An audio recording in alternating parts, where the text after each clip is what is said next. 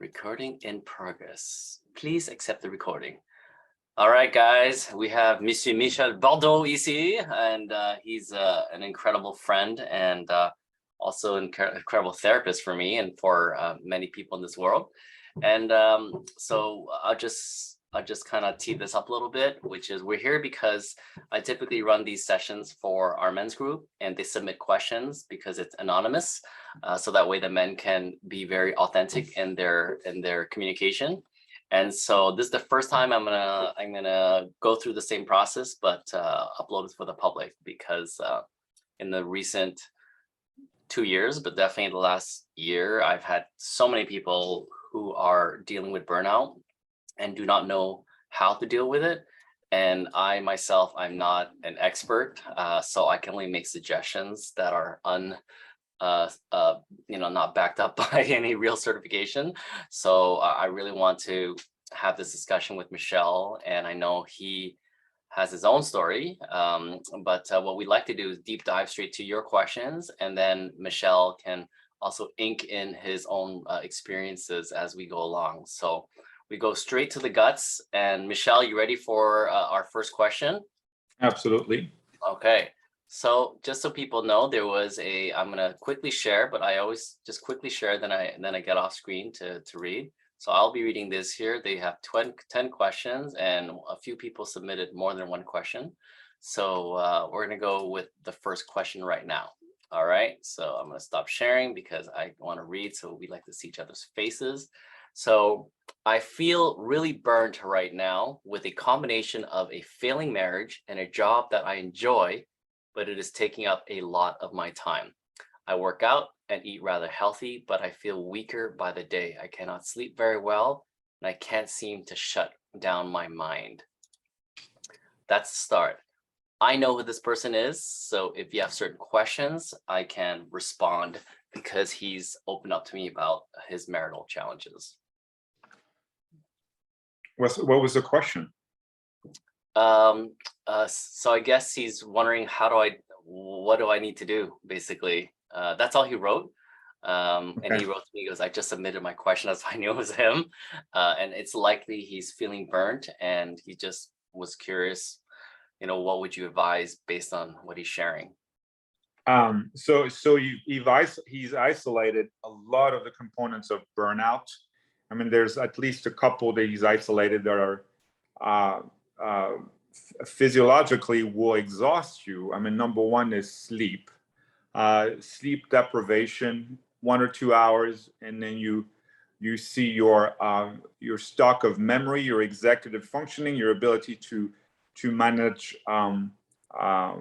his responsibility go down tremendously. I mean, there's some studies that show it's like 25% down per hour of sleep lost. He's talking about his mind racing. I mean, obviously, if he was here, I would ask, what's the content of the mind racing? But typically I could share some of that if you'd like now, or you want me to answer some of that now? One, he wonders if his wife is cheating on him because she's out, and he always thinks that she is. In his heart, he says he doesn't think she's a type, but he's always, thinking and wondering, so he's freaking out over that. And then he said that with his work, he basically can't shut down. He's always thinking about work, and he's always thinking about what needs to get done, and he always feels like he's behind in work. Even though he tells me that his boss doesn't say we're behind, it's just, he says he's just can't stop thinking about work.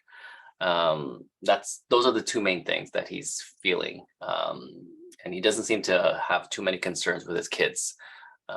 So there you go. That's what I know. Yeah.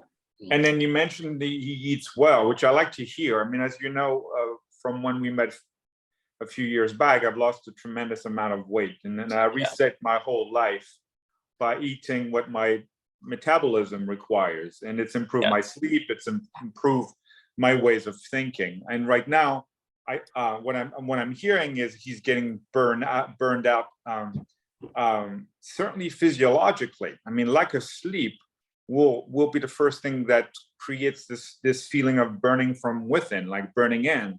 And then you start to be attentive to questions that that have a flavor of irrational. I mean, one he mentioned is that despite the fact that he's doing a good job, he has no sign from his boss that that he's currently not working according to expectations. He begins to think that it could be possible. It's the same with his wife, even though there's no signs. I mean, he's running two parallel burnout scripts right there of there is no sign that, nonetheless, I feel like, you know, there's a problem that exists. And I'm wondering if his lack of sleep and also his work regimen, I don't know how many hours he work a day or he works, but is reducing his potential to do one thing. When we allocate too much time to others, we forget to allocate time to ourselves. I know he mentioned going to the gym, but there is going to the gym and going to the gym. You know, I mean, we know that, you know, I mean, I do, you know, I go to the gym every minute, like usually after each appointment, I do 33 push-ups and I do 25 air squats and I do 1 minute of plank. Like I have 5 minutes between each appointment. And I just do it that way, like it's become a routine. But dragging your ass to the gym at the end of the day, if it doesn't work, it doesn't work. So what I'm hearing is, I mean, he's overwhelmed him absolutely. So, you know, since we're starting, I just wanted to tell you that the best book on burnout was written by this dude. Cool. And he is himself and a research scholar named Gail North. His name is Herbert Freudenberger. They were the seminal workers on the field, and they actually wrote the best piece ever, because immediately he talks about the burning out is a lot of external factors, but all the problems are internal. A lot of external factors and all the problems are internal. And then the real connection between the two are this: how do we say no? How do we say yes? What do we say no to? And what do we say yes to? You know? And so if I were to speak with this gentleman, the one thing I would recommend setting aside is these, if it's feasible, but right now if he's overexhausted, it's going to be hard, is these questions that seem to be irrational. Am I doing a good job when you're doing a good job? Is my wife cheating? You know, blah, blah, blah, when she doesn't seem to have the profile, you know, and then start asking questions about himself. All right. Okay. You know, and what like based on the answers he gives himself, what are like avenues or directions, or, you know, I don't want to say what do you think his answer is going to be, but step one is reflect into those questions that he ponders upon in the middle of the night, right? Yeah. So I mean, sounds very trite what I'm about to say, but honestly, and this is because this is how my practice has head in that direction. He needs to go back to the basics of starting to eat well. And I mean, I know he said he's eating well, but what does it mean to eat well? Like, let me give you an example of eating well that people don't know. If you eat in a state of stress, even if you eat a nice scale salad with some wild-caught salmon with walnuts, you know, sprinkled, which is a perfect meal, okay? It's a perfect meal. It's a perfect meal with water, some fresh water and lemon in it. If you eat that meal when your sympathetic nervous system is on high octane, which means you're fucking stressed, which he is, what's going to happen is the enzymes necessary to break down that food are not going to be produced by the stomach. Because in order for these enzymes to be fully produced, you have to be on the parasympathetic side, which means calm and ready to digest. If he is in a constant state of stress and he goes to the gym on the sympathetic nervous system, he gets no benefit out of exercising. If he gets to the table on the sympathetic nervous system, the food's going to sit in the stomach in a minute, and the stomach's going to be like, we don't have any enzymes to break that shit down. It's not going to go nowhere. Let's just push it through the small intestine. And nothing has happened. He has not nourished his body. You see what I mean? So shutting down the sympathetic nervous system for him, because he seems to be a very cerebral person, it's beginning to what I call get into the neutral. the non-judgmental neutral. Every situation can be good, bad, or neutral. I go back to ancient spirituality, where the most ancient spiritual sort of framework were about chaos versus order. Chaos versus order, not good versus evil. Good versus evil came, down the road. But already the earliest religions of the axial age, they are all about chaos versus order. And right now, he's in absolute state of chaos, cerebrally, relationship-wise. At work, he's creating some narrative that, of his own admission, are very detrimental. Mm-hmm. So where do we start with chaos? I mean, sometimes reducing chaos is going back to what our mom may have said, or dad, whomever was the nurturer, the sort of food they would have wanted to do, the sort of pace they would have wanted us to have, sitting down and all these stuff. I do think that this gentleman, although I don't know him, it's a pace issue. Okay. It's going to have to be a pace issue. Learning to eat when you're calm, which is very hard. Not eating when you're walking, not eating when you're thinking, not thinking when you're at the gym. Like, each event, isolated event, has to be about itself, not about other things that you're ruminating in your mind. Right. Because as long as that is the case, his cortisol level is up, his sympathetic nervous system is fucked. Right. He's a sympathetic nervous system guy sort of person, based on what you're saying. It's like, and I'm not being freaking voodoo crystal when I say this. Like, I just, based on this narrative, you know what I mean? I'm not channeling anything, or yeah. like, I've seen people in this situation, unfortunately. Yeah. So I like that. So definitely reflect on the questions. Thinking about pacing, I love the advice of eating and hitting the gym doesn't mean you're doing a good thing for yourself. And I love the whole idea that if you're eating when you're stressed, even if it's the healthiest salad, your body's just not in a position to maximize and gain from nutrition.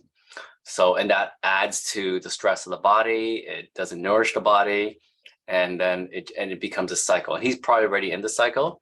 And so I think that's great advice. And of course, he's going to be watching this, so he'll know how to get in touch with you afterwards if he needs to continue the conversation.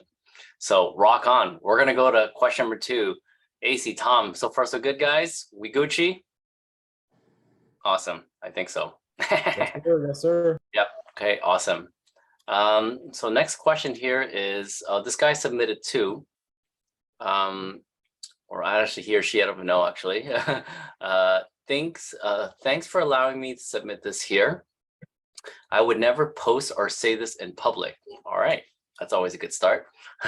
I work for a startup and I manage a team of 6. We work remotely and it sometimes feels like the work never ends. I've tried setting boundaries so we can all live a healthier lifestyle, but there is a lot of pressure to deliver, more so than ever these days. Even though I am friends with the founder, I'm afraid to tell him that we all need to take a break and slow down significantly or respect boundaries. But I know he is also working around the clock and not seeing family very much. That's the first half. And what are your thoughts? Please advise. Yeah. Wow. I have a couple of clients who are in tech like this, and they receive these frequent tickets, where they're responsible to, I mean, like one of them recently was in a company. They went from dumping all the hardware components and then strictly staying focused on software, which is a massive change when you have a company that's, does a little bit of both, and all the rethinking had to be done 24/7, for several weeks. So it's very difficult. So she is a friend of the founder, she says, or he or she, they. And right now, there's that sense that So, I mean, there are three components of burnout that are very important. The first gentleman who spoke, he definitely feels the emotional exhaustion. You know, this person feels the third component, which is you feel like you're doing something and going nowhere. You know, and she's in that sort of zone. I feel like I'm doing something, but I'm going nowhere. I mean, this was the narrative. Not only her, but also her boss is in this roller coaster of a life experience. The third component of burnout, defined by these two, by Gail and Herbert, and they're my friends now. I mean, although they're dead, you know, but is beginning to be skeptic about your purpose. And she could be on the way of, you know, I don't know what this is all about. Why are we doing it? You know, we're doing so much and we're achieving so little in a way, or, you know, it's like, what's the purpose? And that's what I would recommend if she had a conversation with the founder is I mean, I'm sure they have quarterly a meeting, maybe based on the ACE model, which, by the way, I still use. Nice. Yeah, exactly. They may want to reconfigure to prevent, you know, jumping into this sort of skepticism. It's just like break it down, because burnout is just saying yes on a continuum and not literally not sitting down and asking ourselves, what are we saying to, you know, and saying yes to. And she is someone who's saying yes to. She's trying to accommodate. But to me, she's in an early phase of the burnout, because she has yet to express that she's feeling the emotional burnout. You know, it's like, you know, it's like my head is back almost about to explode. I mean, I would suggest that she has that conversation. I mean, if so let's run with this for a bit, because you know, I know a lot of people in startup, and so we'll leverage this to create almost like a case scenario, so to speak. Does it change anything, the fact that maybe this company has venture funding now?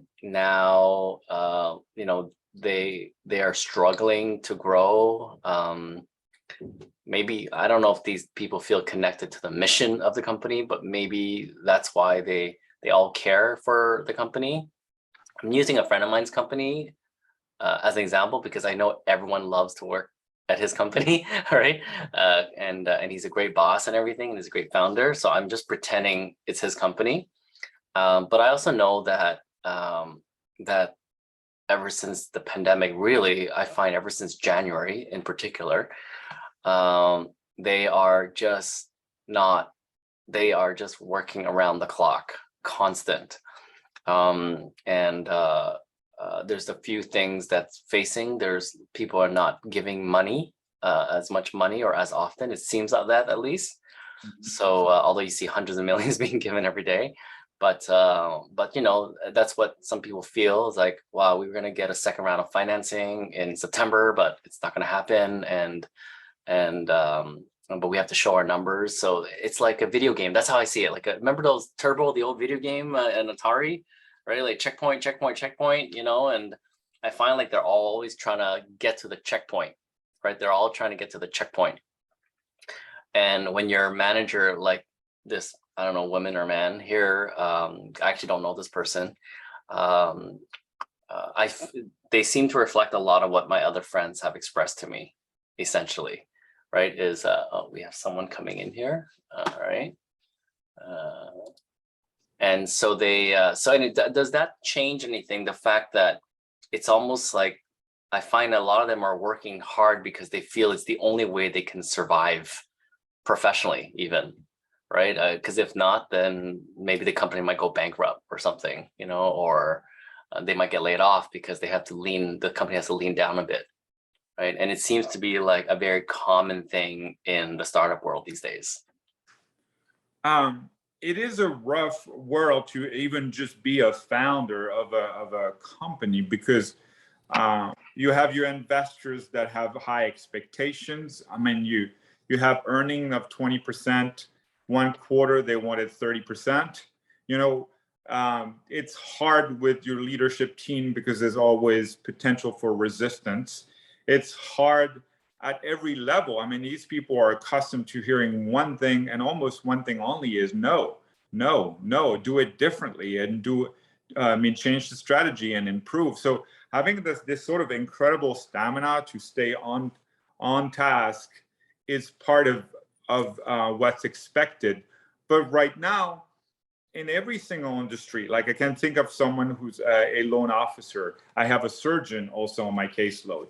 I have a corporate lawyer on my caseload. It seems that because we don't know where the money is going to come next, everybody is in the, well, what's the next best solution? Working our ass off. We're proving something by working our ass off, you know. But is it, I mean, and to me, I don't have the answer because I am not a leadership coach. But is it really what is, as people are waiting to find out, is money is going to continue to pour?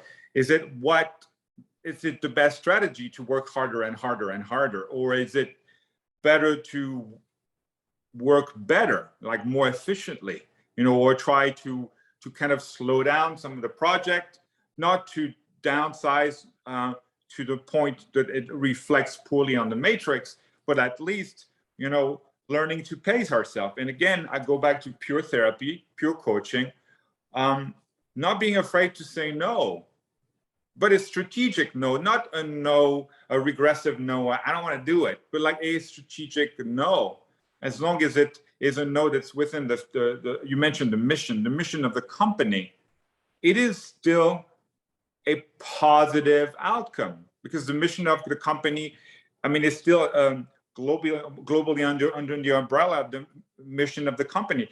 So one last thing, with this person, working hard may actually not be part of the mission of the company.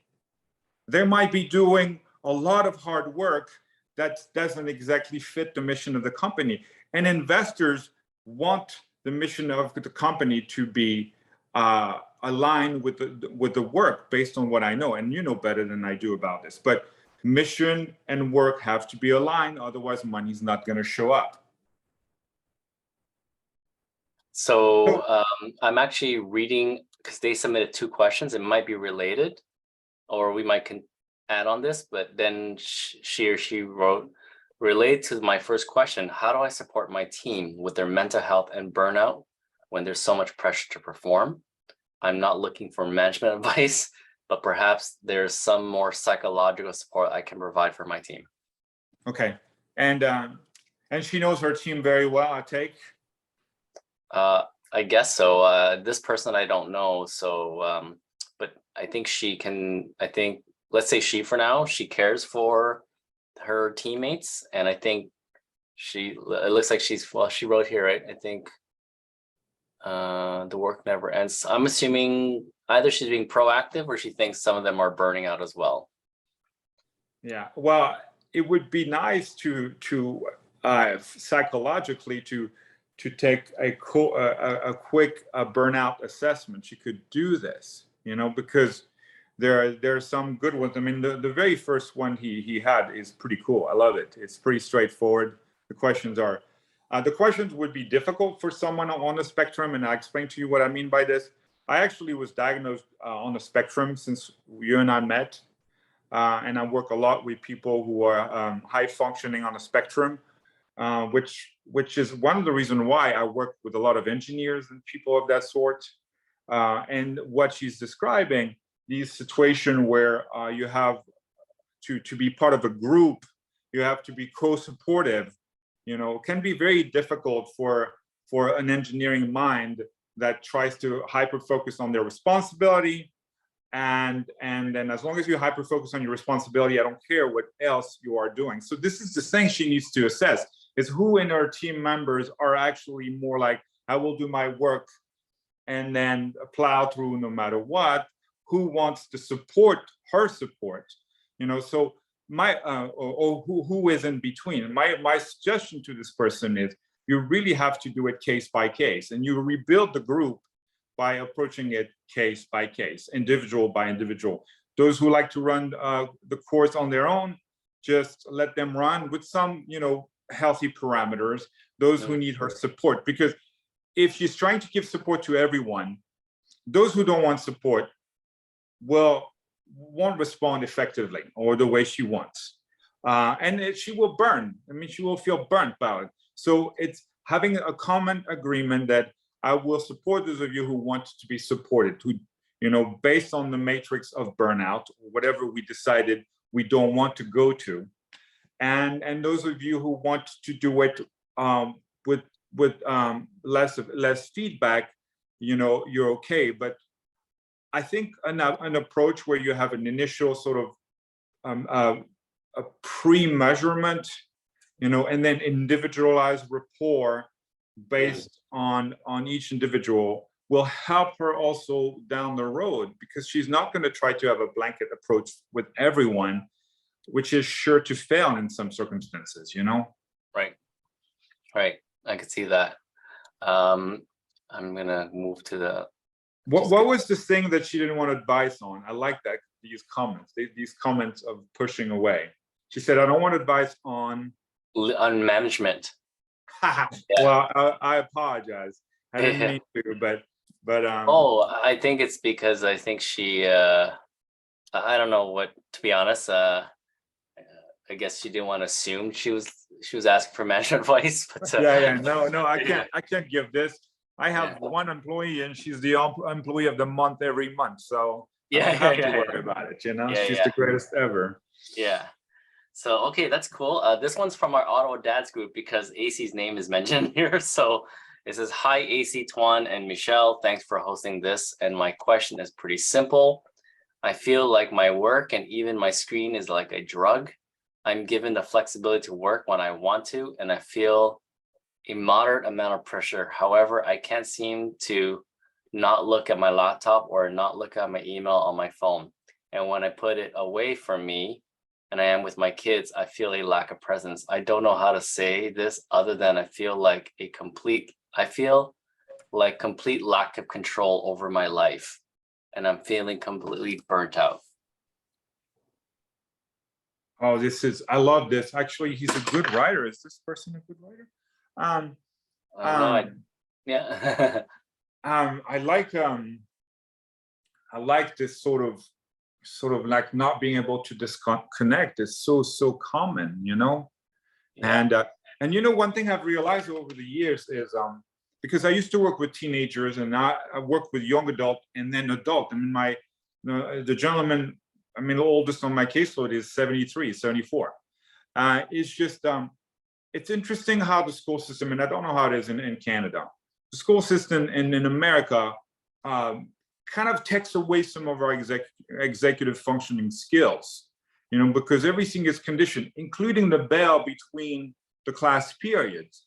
Everything is conditioned.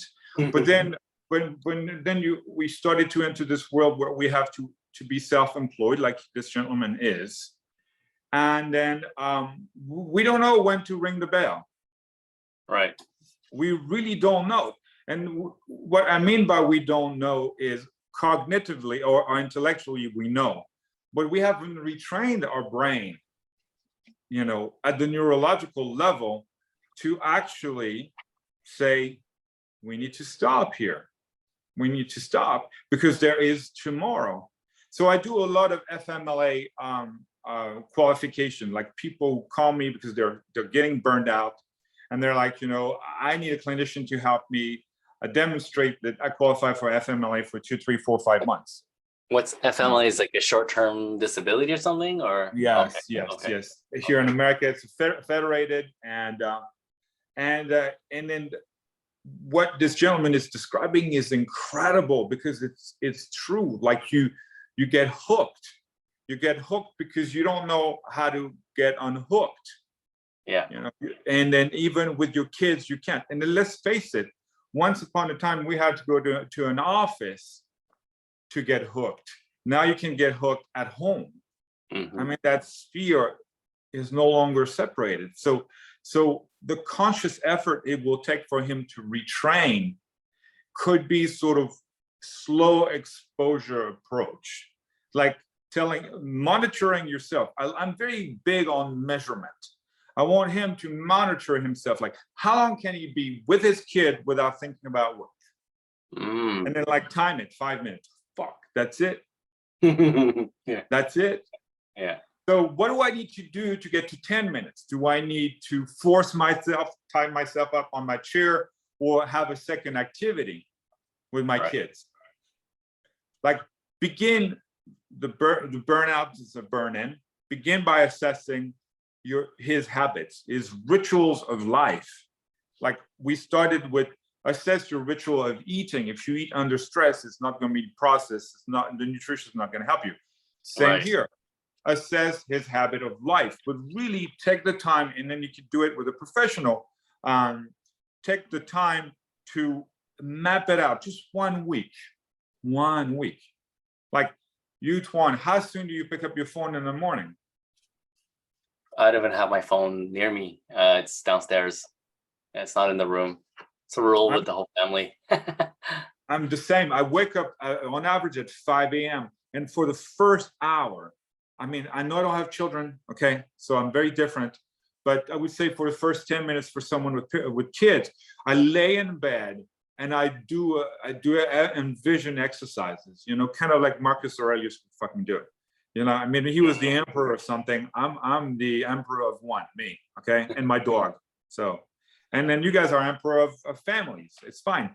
But it's literally like thinking about, without judgment, what can unfold. You know, what would happen if when I'm playing with my kid, I did not look at my computer for 30 minutes?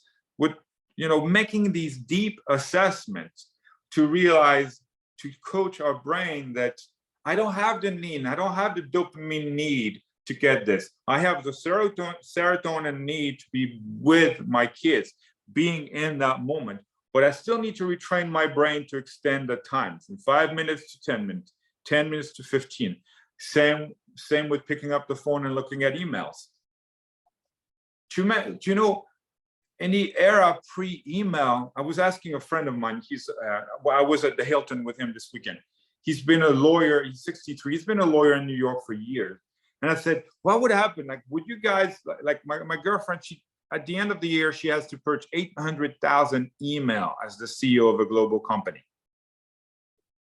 All right. 8,000 fucking email. Yeah. And has to go through it because it could be something important. And that does not include all the other things that has been done previously.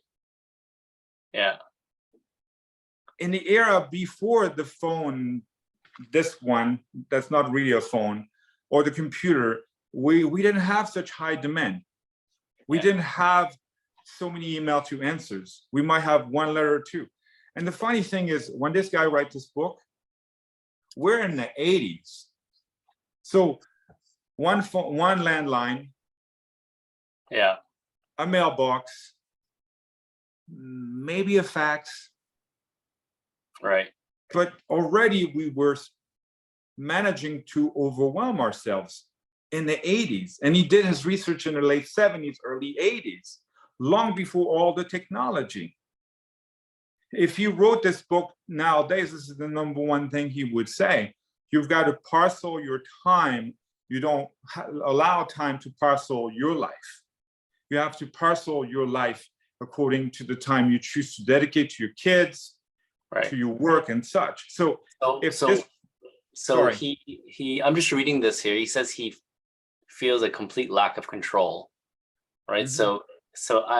So step one is we've educated him that, you know, let's start with see how long you can be present. I think that's really, really great practical advice. Mm-hmm. And have you experienced this where they hit a wall still and they can't pass it? Like what else can they do because they have a lack of control, right? Like they can't even, because I guess I've been through this, and not in this particular situation, but other things in my life where I'm like, okay, I know I need to do this, but why can't I do this? Like, so I seem to know what I need to do, but I don't have the ability or the strength to do it. All right, I'm going to give you a crude example, but let's say someone masturbates 10 times a day. Mm-hmm. Yeah. I'll say tomorrow do 9. Right. And but first you have to, and this is what this gentleman has done very well. He has acknowledged that he's out of control. When usually we acknowledge we're out of control, it means this thing, our brain, is in charge. Right. That primal components of the brain is in charge. When we are in control, is we use cognition, the frontal lobe, to make the decision. No. I'm not going to masturbate 9 times a day. I'm going to go down to 5. And then the person who does this, and I'm using an example because I've had to deal with teenagers doing this. It's like you feel your brain fighting you. It's just the same with this gentleman. His brain at first is going to fight. So that's why I always recommend slow exposure. Because I work with people on the spectrum. People on the spectrum are typically super genius and high functioning, but also they are slow at making changes. And you have to think of burnout is basically a meltdown. People who are on the spectrum when they're very young, they have meltdowns, not tantrum. I want this object, and therefore I'm going to make a ruckus until I get it. And then you get the object, you're fine. Meltdown is you get the object and you're still hyper. Right. So you get the solution, you get hyper. So what I do in therapy with adult, I used to do it with preteens and teens. We do progressive things. We do slow exposure, like the person who's never wanted to fly because they're afraid of flying. You go first to the airport, and then you see how they feel, and then you go inside the airport, you see how they feel, and you go to the gate, on and on it goes. So this gentleman, I would recommend he consider the scope of the issue, assesses it, and said, give himself some small steps, so his brain get reaccustomed to the length of time he spent more with this versus that. But it's got to be slow exposure. It can't be an easy solution. Right. Does it make sense? Yeah, totally. Of course, having a therapist is a great option to keep that accountability and the advice. What if they can't afford a therapist? What are things they can do, where I'm actually think they could afford it, but that's a different mindset thing, right? Like, I'm not going to go there. But what if they feel like, they genuinely feel like, okay, what are my other options to if I can't do it alone, what are some things they can do? Well, they have to try not to do it alone, but first to assess it alone. All right. It's out of control. What is it out of control? Out of control for teenagers is masturbating 25 times a day. Yeah. Out of control for a fundamentalist Christian is once a month. So first they have to know what's out of control. Yeah. So this gentleman has to literally sit down, where is the out of control, which he's identified, where do I want to get? Like, what is it ideally I want to get? So the assessment piece it can do on its own. Like, I want to be able to dedicate this amount of time with this, like fragment his day. And then the real question is, how do I get there?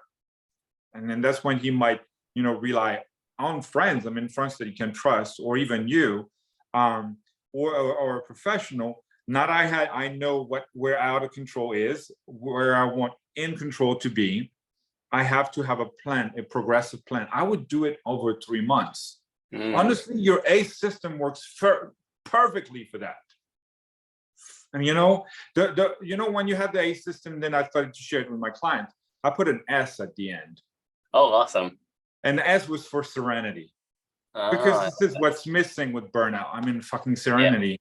And I can tell you have now, because not that you didn't when I met you, but the fact that you eat walnuts to me means that you have researched the value of eating a nut that also is very high in fat. But this thing that's, mostly fat and protein. Yeah. So the S is part of the agenda with ACEs, sorry to botch it, but is seeking serenity. So this gentleman in the space between I'm out of control, how do I regain control? He has to put some serenity, learning to regain serenity. And that's the 10 minutes in bed. You don't turn on the light, you just woke up, even if you got woke up by the alarm, and then have gratitude for your fucking self for 10 minutes before you run to do something else. Right. So for those who are watching, and Tom, I don't know if you know this part, but ACE is something I created, which is which stands for aptitude, community, and enterprise. And so if you know, it's a way to kind of slowly build new habits. So what's the aptitude you might want? So I would say meditation. Then find a community that can support you, where you can learn it or keep you accountable. Or video editing, you could join a video editing community, for example. Enterprise is telling yourself to take a risk and act on it and actually take action. All right. And so that's the ACE. And so you would have an annual ACE, and then you break it down to quarterly ACEs. So my annual ACE, let's say, is to become a YouTuber. And then my quarterly ACE would be, first one is let's learn video shoot. First is to be comfortable on camera. That's the next 3 months. My ACE is the aptitude is to be comfortable on camera. So I'm going to join communities that teach on public speaking, maybe storytelling, right? And then I'm going to actually put myself on camera and put it out there and go for it. Then the next one might be, okay, now I'm on camera. How do I improve my sound? Because they say sound is good. So the next 3 months, I would work on sound. So I'm going to join like sound musicians and learn people who know and have an ear for sound and teach me, you know, what all these little decibel things mean. And then the next one could be video editing, blah, blah. And then by the end, I have my 4 ACE cards every quarter. And I hope that if I execute it properly, then I have my annual ACE card that I'm a better YouTuber, or, you know, things like that, right? So that's the ACE concept that I've taught to other people. And so grateful that Michel still uses it, because it's see people using it. See, and the problem is with people on the spectrum like myself, we spend a lot of time on the A. Right. We never get out of the A. So my job as a therapist, working with people on the spectrum, I get them from the A to the C and to the E. The E is the hardest step, you to enterprise. And that's the one thing that's very difficult when you're in the state of burnout. What is the little leap of faith, the low risk I need to take to counter what my brain is controlling? Like this gentleman with his out of control consumption of work, you know, is how big is the risk if I do a little less? Not very big. This lady and her founder, how big is the risk? You know, if we sit down and then if we decide to have a sort of a group approach that's in both individualized and I then, love that, you know, encapsulates the needs of everybody, you know, and with the first gentleman, it applies as well. Yeah.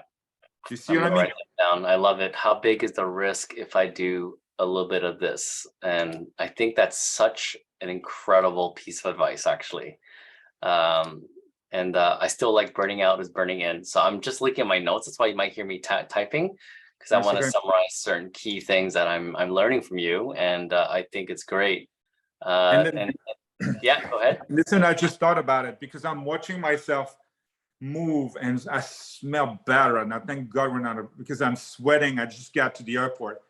But the one thing I have learned in coaching, because I have had coaches, is that really the essence of burnout is we have lost that energy that makes who we are.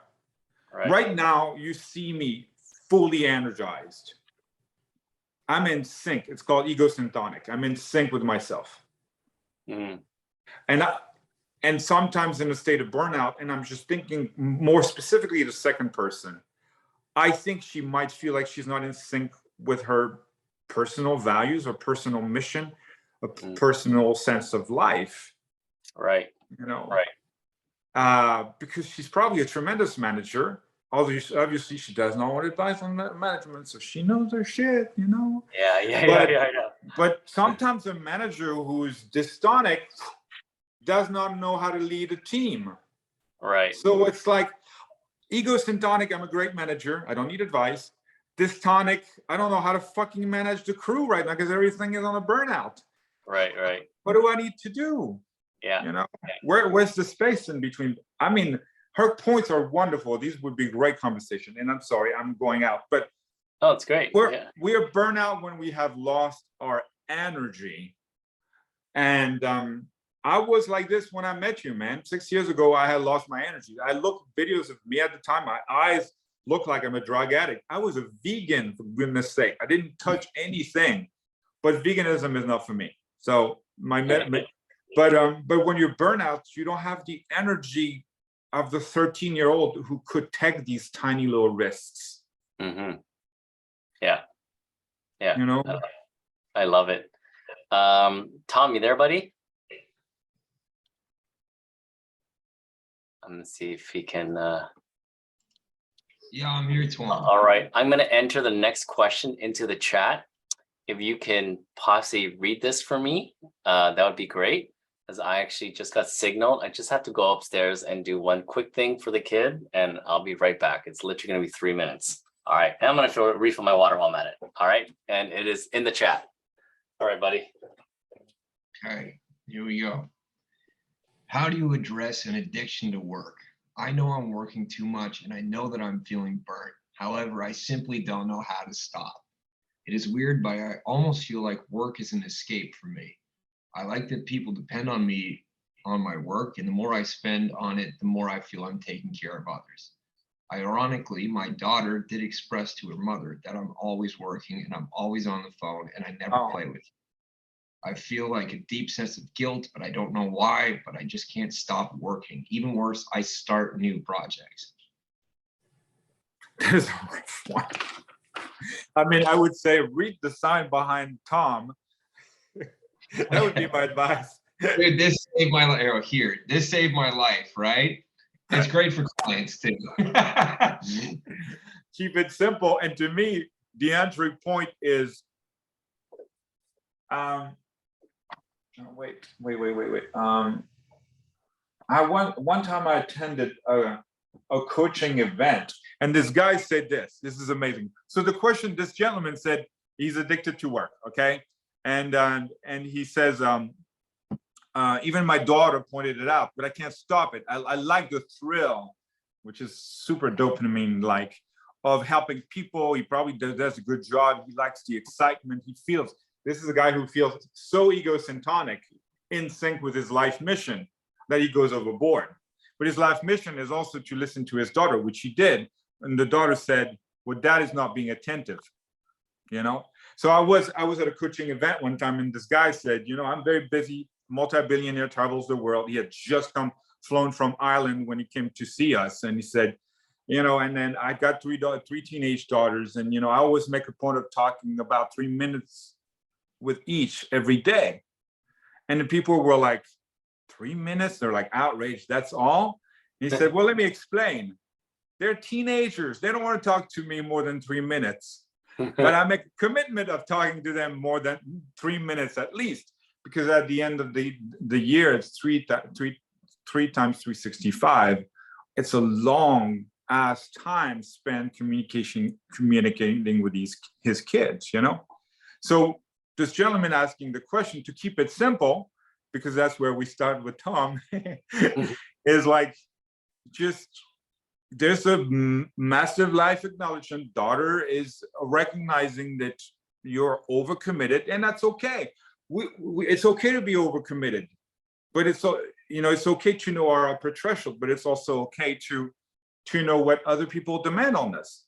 So how much time does the daughter want? Let me tell you what the daughter's going to go and say. She's going to say, no, that's fine. That it's okay.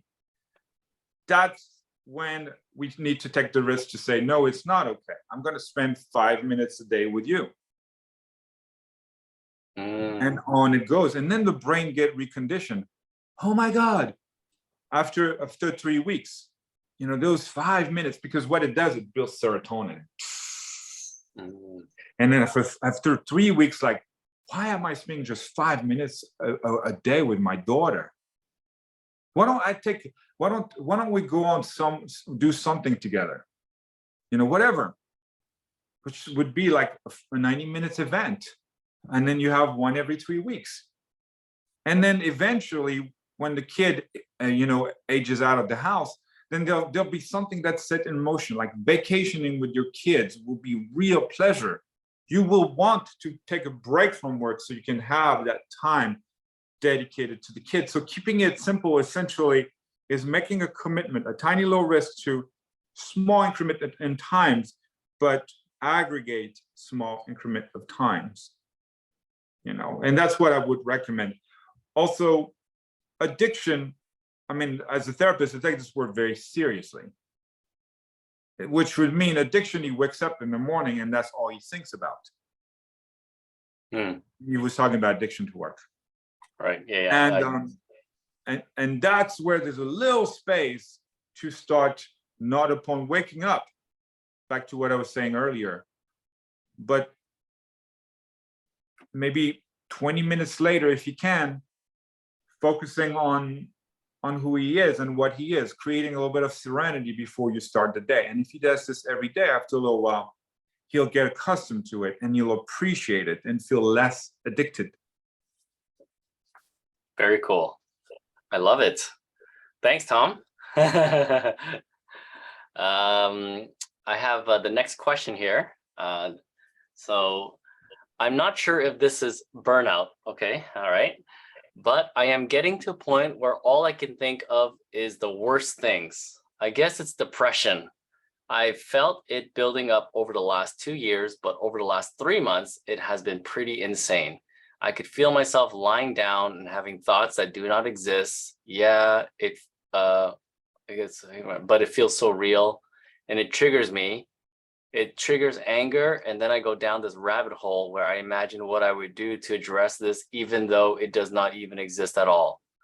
And it is no way of harming me. Then I go down the path of thinking I'm going to develop dementia one day because of this. This feels almost like related to a person earlier where they think their wife is cheating. It feels like it though, I don't know. But yeah, it feels like depression. Oh, yeah, I see what you mean. No, that's true.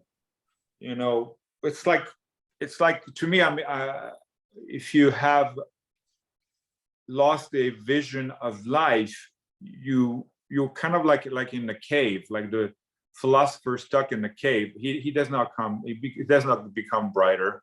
Yeah. I don't think so. That's bullshit. You got to get out of the cave, and the risk with this person would be to find trust in re-engaging in new people in their lives, because we do lose our life vision when we have tunnel vision. We have tunnel vision of what our function in life is.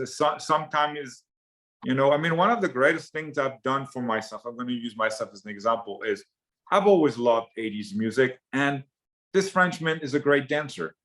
And then one of my friends, Stacy, she's a fanatic of 80s music, and she said, I'm going to take you dancing. And I'm like, oh, no, because I was remembering in the 80s, I was a dork and I was afraid of people and making fun of me, And it was a huge risk to just go back to the dance floor, and told myself, I'm going to do it, and I don't care what people think. I really don't. And I sort of admire people who do things and they don't give a shit what people think. Like I had one of my clients, fantastic person, and she wanted to be one of the skating cheerleader of one of those hockey team, and she barely knew how to skate. I just admire the energy and the stamina and the belief in oneself, because eventually she got there. And actually it's a professional team in the NHL. Yeah. But she was known because she was the one always way behind everybody else. I mean, this is gold. So back to this person, right now, the more and more we think about ourselves, the more the questions and answers are binary. Let's just be clear. If we're beginning to entertain thoughts about ourselves on our own, we ask the same question, we provide the same answers. We ask the same questions, we provide the same answers.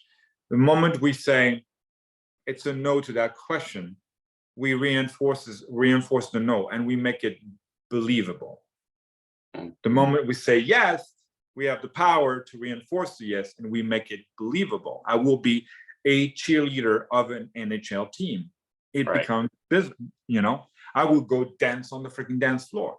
So this person, what she really needs to do is take whatever the inner dialogue that's right here and find a way to have another person enter the dialogue.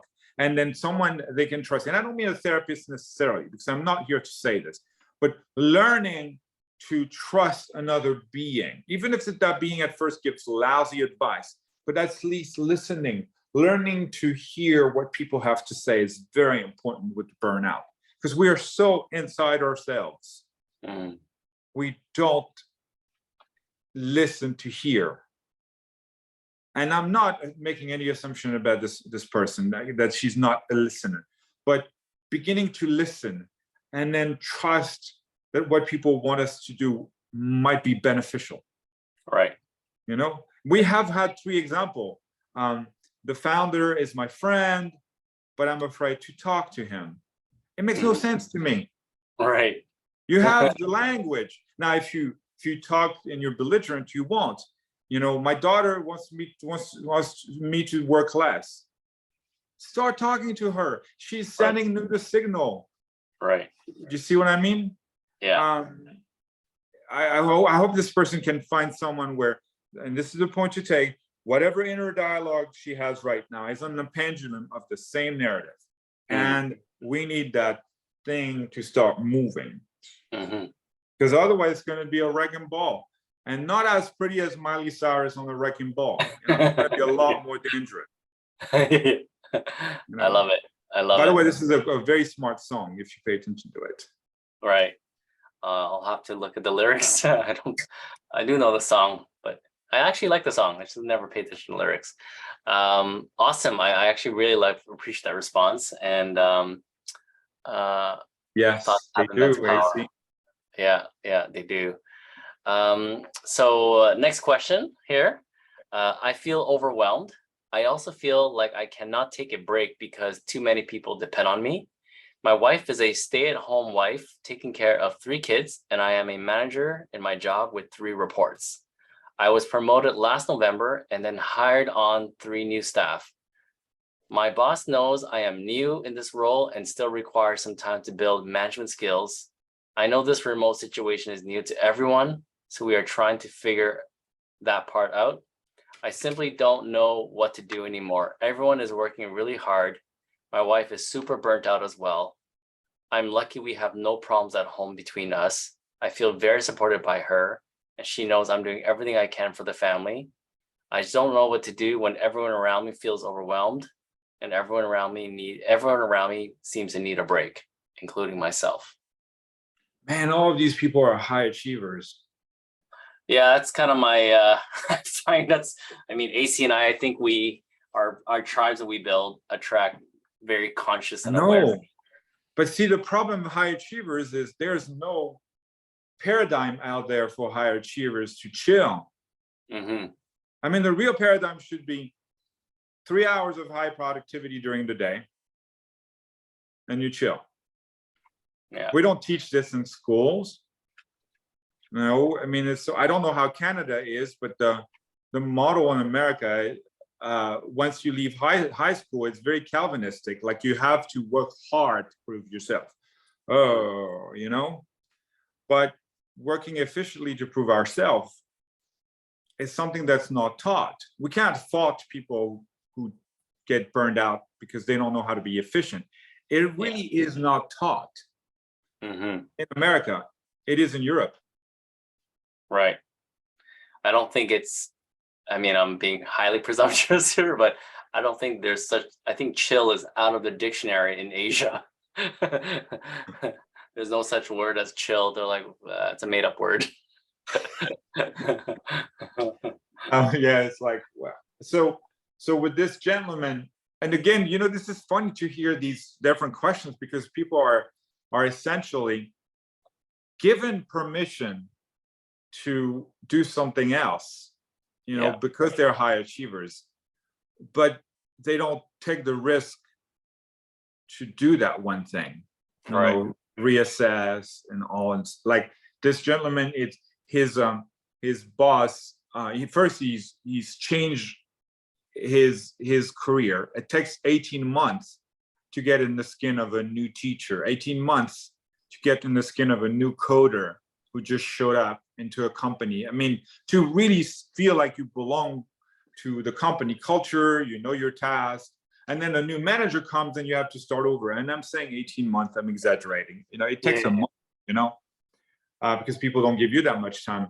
You have to roll. But I mean, how much time, my question to him would be, how much time has he given himself to gradually get to where he thinks he should be? I mean, because his expectations are way too high. Mm-hmm. It's okay to have expectations, but you can't meet them in the beginning. Right. You got, I mean, some people say it needs about 10,000 hours to get to a mastery level. Right. And his expectation of himself is mastery level at the beginning. Mm-hmm. I mean, look, he has 3 lines of reporting. He has multiple employees. He has a personal life. Yeah. So one thing I want to address with this case is this. Our brain was not evolved to get hit with so much cerebral demand. Mm-hmm. It's the reference to what I wrote. A guy who writes, a guy or a lady, an Ironman, an Ironman woman who participate in a triathlon. They don't do 3 events at the same time. Right. They wouldn't be aces, bam, if they did all 3 events at the same time. Yeah. They do event A, quarter 1, event B, quarter 2, event C, whatever. Mm-hmm. Like, it's like swimming. Was it cycling, running? Cycling, yeah, and running, yeah. But with the brain and in contemporary time, we're forced to do all of it at once. And this is what this gentleman is doing. In the state of nature, you get your ass out of the cave, you do foraging. You focus on foraging. Yeah. You forage, you look for mushrooms, you look for berries, you look for medicinal grass, you look for, you know, you're hyper focused on one thing. So to me, this gentleman, his task is to pace and segment what he is doing with an understanding that we start with low expectation to reach high expectations, not start with high expectation and feel like a sense of failure. Mm-hmm. Yeah, I like that. What do you say to people who feel that they'd like to focus on one thing at a time, but it feels like it's coming all at the same time? Oh, stop drinking fucking caffeine. Right. Yeah. And there's validity to this. Yeah. High consumption of caffeine creates disorganization. Right. I mean, for some people, now, caffeine has a paradoxical effect on some people, but, and I'm going to tell you, this is what I've been doing lately. I only have 1 cup of caffeine in a day, and my thoughts have organized. I can stay on task. So that would be making a new decision about what we eat. I mean, even going back to what I was saying earlier, do not eat when you're stressed. Yeah. But also going back to what I said, learning to say no. Because when we say yes to everything, we think we say yes to another thing, and then it becomes top of the list. I mean, you know that. Yeah. Yeah. Yeah. I've definitely learned to say no a lot more. I could still be better at saying no. And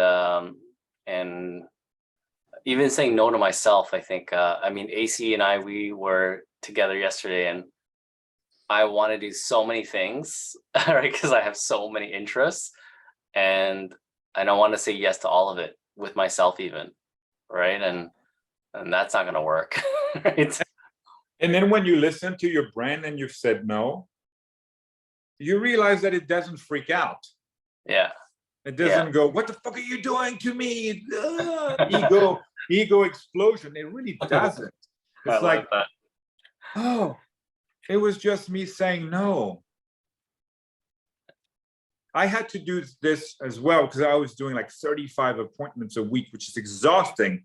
And I was doing trauma therapy. So I had, because you want to help people. Because I worked with victims of narcissistic abusers too, which is traumatic. I mean, there's financial abuse, emotional abuse, you name it. And so I would have like 6 to 7 cases. That alone will drain you because you have to be all intensity. And then you take on the emotion. It's brutal. I had to learn to say no more than 3 a week, Michel. Mm-hmm. And at first I thought like, oh, how dare you? This is your job, blah, blah, blah. That internal dialogue was like, bullshit. And now I dedicated my time to these 3 people on trauma therapy. And I am so much better because I can hyper focus on that. Mm-hmm. Yeah. But anyway, sorry. No, I love it. That was actually really helpful. I'm sure like Tom and Ace here listening, because I know these 2 guys, they're probably like, wow, man, that was gold. That was like a wisdom bomb. All right, let's move on because we're on question 7. And Sorry. I want to make sure respect. Oh, no, dude, no, honestly, we can go further. I actually have another 45, 50 minutes to go. So I'm good. And this is great, by the way. I'm here to serve my friends and my community, right? And I'm so grateful for you, by the way, for taking this time, because I know your time is valuable as well. But I think once we upload this, people, whoever watch this, will be blown away. And by the way, Tom, AC, I hope you guys share the video once it's up. I'll even give you the original file. But I think I'm learning so much from this. It's incredible. All right, so here's another one here. This might be a bit of a rant, but I'm sure you've had many clients that do this. He's talking to you. I'm feeling that this world really does not support single parents very well, even with great intentions by some. I'm a single father to 3 kids with full custody.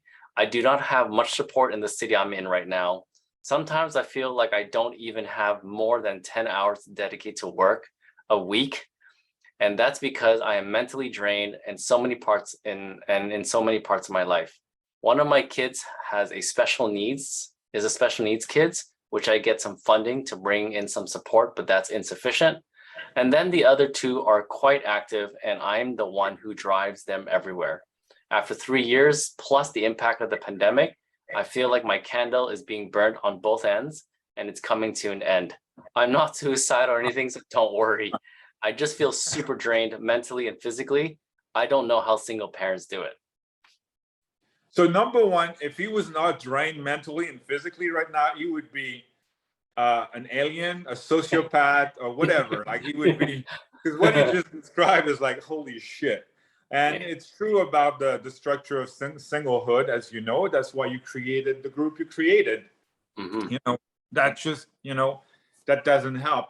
But and I feel like I'm starting to repeat myself, based on these answers. But I like the fact that all of these start with an acknowledgement. Mm-hmm. I mean, it's not even a point of vulnerability. It's a point of reality. It is real that, again, when we overstress our primal brain, again, the brain is primal. We have progress faster than it has evolved. We are using it for something it not evolved to be used. And this is what this gentleman is doing, because in the state of nature, there would be support. A single dad would have the grandmas and the grandpas and the uncles and the aunts, in the state of nature. In the state of society, they're called services. They're not, ready available resources.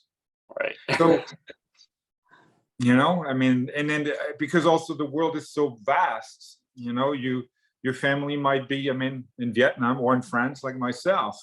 Yeah. But I'm wondering if this gentleman is really ready to say no to a few things. I know he said two of his kids are very active. You got to say no to 1 or 2 things.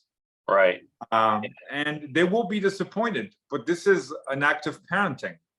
Like, not all active parenting are acts of kindness. Same with the kids who has special needs.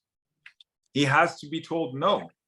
It's not because we have special needs that we can't be told no. You know? I love that. And Not all acts of parenting are acts of kindness.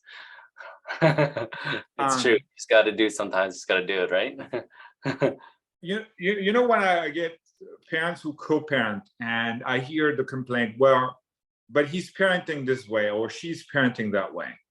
My response to this is, great, you're parenting differently.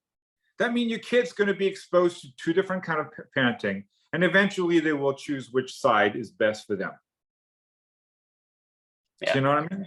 You have whatever. So it's best that you parent your way and you allow the other parent their way. But that's not the problem with this gentleman. So the concern with this gentleman is he's got to do it on his own. He did say that there are no support. Yeah. But if there is an area where ACE could be applied is to challenge this. Like what areas of support he hasn't looked into. And I don't mean the social structured support, like other things, you know, for him to feel supported, you know, to feel validated, and to be able to reclaim his time. Yeah. I'm pretty sure I know who this person is. And this person works in tech. They're pretty senior. He's early 50s. I'm pretty sure I know who he is. Early 50s, senior manager, you know, sub VP, just before VP, tech kind of guy. Very likable, you know, very likable person.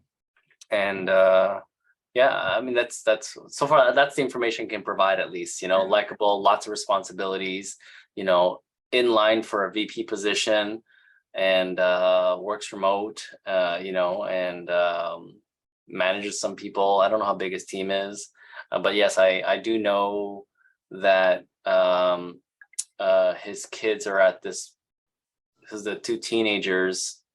They're competitive sports, both of them. Mm-hmm.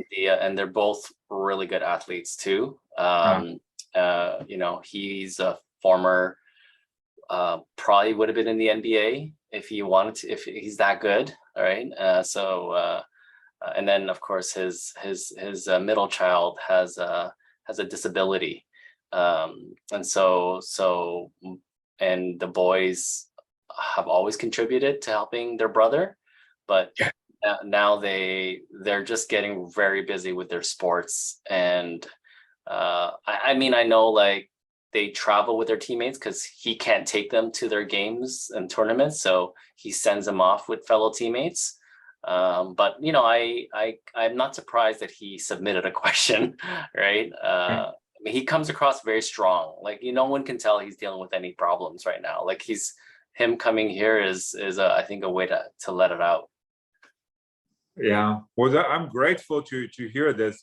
And again, I mean, if he is, I mean, there's strength in actually acknowledging that this is a very complex situation. You know, he's pulled in so many directions. Mm-hmm. I mean, the one part that I don't fully grasp is this mentioning of being down to having only 10 hours available for work. It's almost as if he wishes he had more, correct? Yeah. Again, I'm making a few assumptions at this point, right? But it's just for the case of even research or discussion. It's kind of beneficial. I think it's that way. But I think he works a lot, right? I'm guessing he doesn't sleep much. And when he says he feels he only has 10 hours, sometimes I feel I don't have more than 10 hours dedicated to work. I'm gonna try to word it this way. He works 50 plus hours a week, but it's like he feels he doesn't have more than 10 hours to work. So he's expressing guilt right there, in a way, you know? Yeah, possibly. Yeah, possibly. Yeah. And then, but you see, this is what's amazing about burnout is it skews our concept of time. And that's why I really insist on almost mapping out how we feel around these times, so mapping out our commitment in terms of time and in terms of responsibility. You know, I mean, I've had a CEO, he was like on 3 boards in addition to being a freaking CEO. I'm like, what? Huh? And it was not about money, it's just about, you know, you're on the board, you're figuring out how they do it in that segment of my industry, you know. So I might use it when I decide that my own company is going to head in that direction. And then so there was some strategic value to it. But it's the same with this gentleman. He has strategic reasons why he feels he's not committing enough time to work, because he's committing as much time he can to his kid, because support is not available. But to quote George Bush, I think he needs to reassess his strategy, you know? Right. And to be honest, that's where the support could come. It's like finding some like-minded people, probably you, where you're like, you know, let's just map out a fucking strategy, you know, like all posted it out, and then just see what needs to drop off the wall, you know? And or what needs to be added.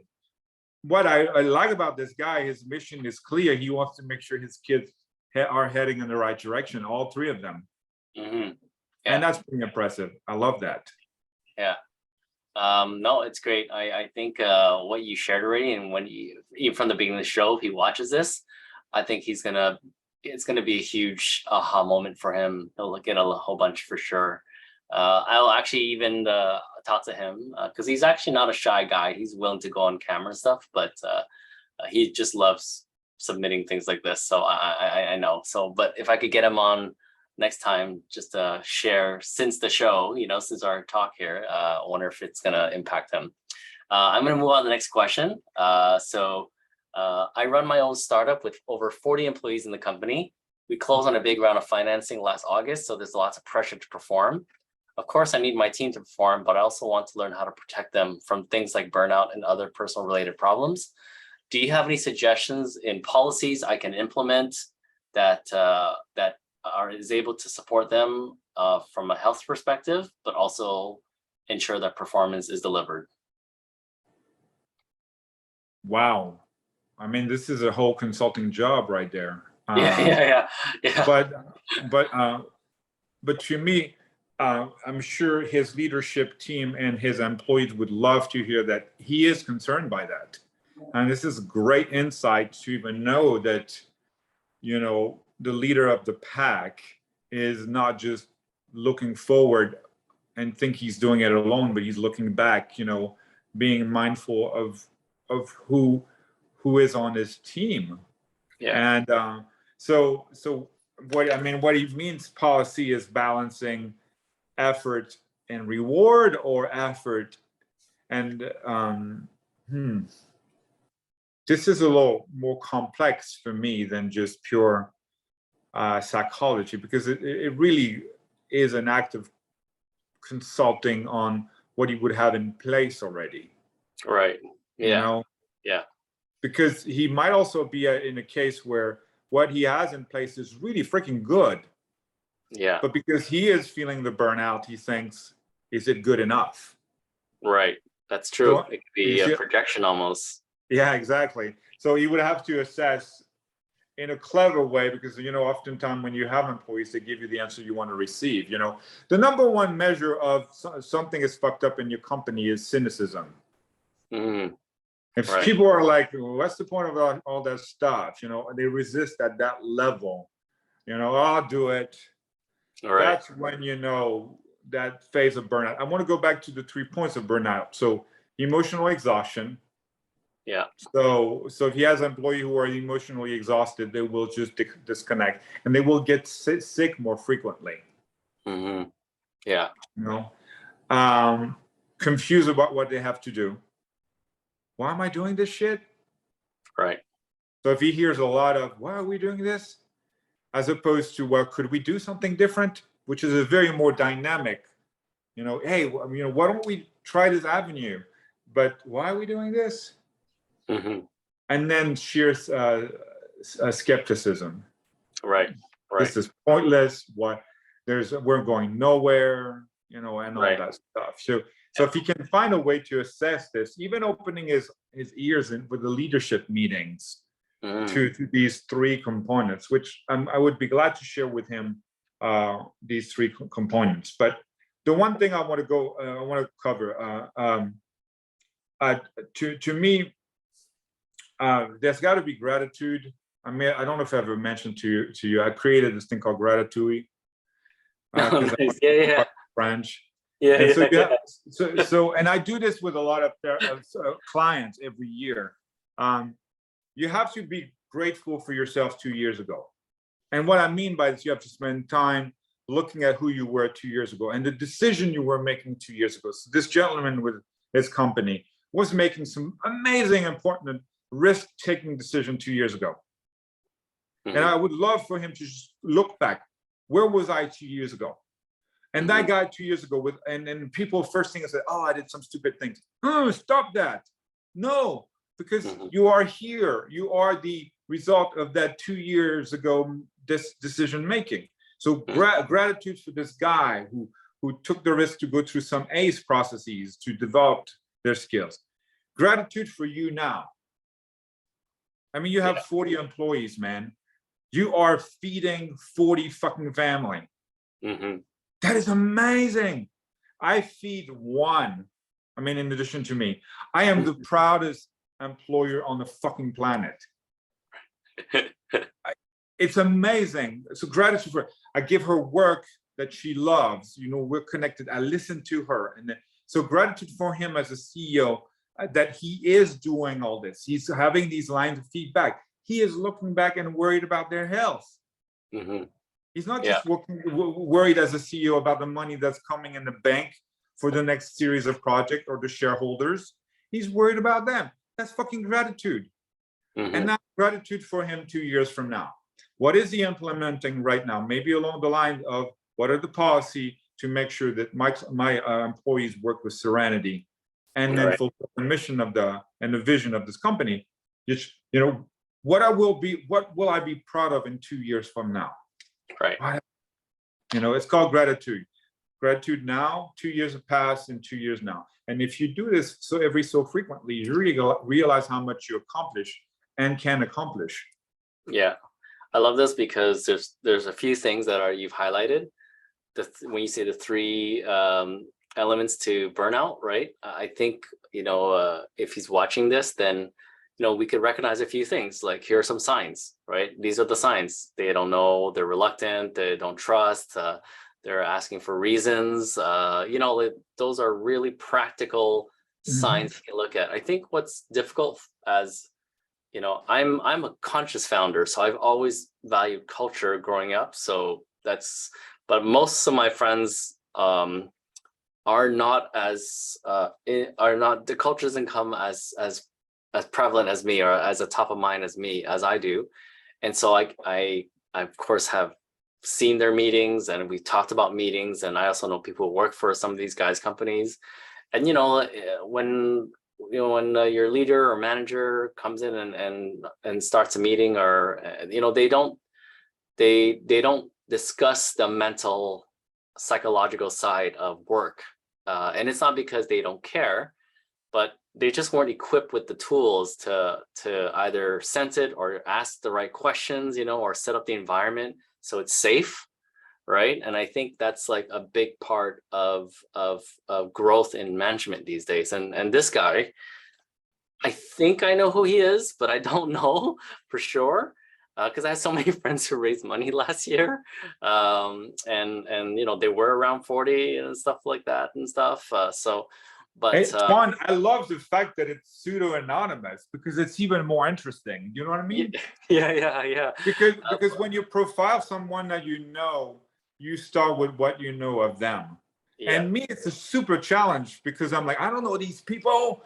What am I supposed to say? I actually love it. I actually really like it that way. Yeah, and it might be more valuable for him. Yeah, I know for sure. But like I said, in general, I find, we just let's say as a typical founder or, tech leader, especially because how it is working with engineers and stuff, you know, we just want to be better at caring for people, and we don't know how to set it up even, you know, like, so you know, this kind of call, even the simple 3 things, you know, it helps us be more aware of it when we're in a meeting or when we're observing our team, or you know, I'm now, even when I hear this, I'm starting to think about how my team responds to some of my questions even, right? Their tone, the energy, like, you know, now, you know, that's something that I think managers should learn, right? Is like when you go through a meeting and maybe post-meeting, you know, you don't just assess like the action items and what decisions were made and this, and then you got to assess like, what was the tone, what was the energy of my team, you know, and what do I need to clarify on with my teammates? Like, oh, this Michel seemed a little bit pensive. Actually, I sent a video to my friend yesterday, and he came back from vacation. And I said, because he sent me a video, and I sent him a video back, and I said, dude, so glad you're back. You do seem refreshed, right? Your face looks less stressed. But I'm like, but you appear pensive though. That's what I said. I think you're, maybe because you're just excited to get back to work. Maybe, I don't know. That was my video, right? And I'm hoping he's gonna say like, you know what? Okay, I'll be honest with you, Tuan. I'm still like feeling I need a break. Or he might say, yeah, I'm excited to get back to work, so that's why I'm pretty pensive looking, right? So yeah. I mean, yeah. when you transit, it's a space of transition where you're forced to think. So you do Yeah. look like, okay, I'm going from vacation to work. I hope I forgot all my passwords, because it's a good sign that I've really vacationed. Because Yeah, this is the real question you need to ask. So how many of your passwords have you forgotten? All of them? Yes, you are refreshed. That's so awesome. That's so awesome.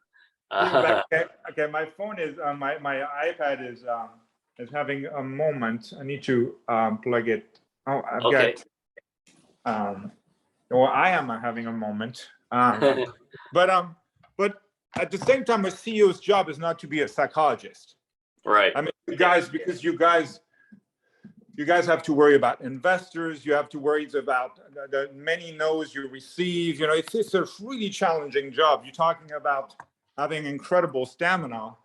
Yeah. You know, so but